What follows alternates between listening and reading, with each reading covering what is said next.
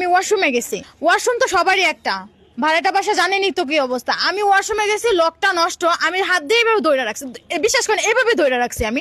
সে এসে ঠাস করে দরজা ধাক্কা দিছে, তাহলে পুরোটা দরজা খুলে যাবে না? আমি তো একটা মেয়ে মানুষ, সে ছেলে মানুষ কিভাবে ওইখানে ঢুকলো? তার কি লজ্জা শরম না? সে কি একটা কাশন দিতে বলো এভাবে করে কাশতে পারতো? আফা আমার খুব জোরে হাগা আইছিল, এমন জোরে হাগা আইছিল আমার উপর আর নিচে খালি ঘামতেছিল। বুঝছেন, এই ধান বিশ্বাস না করেন আমি ভূত ধরে রাখছি।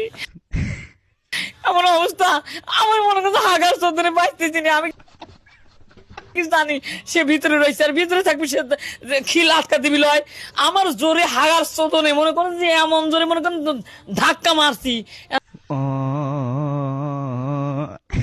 ধাক্কা খায় দেখি যে জিনিস দেখিনি কোনোদিন সে জিনিস দেখে ফেলাইছি, দেখে ফেলার পর আমি হ্যাং হয়ে গেছি। আমি হাঁকবই না, দেখবো কোন পালে যাবো, গু আটকে রয়েছে। এই দেন আমাকে একটু হাঁকবে।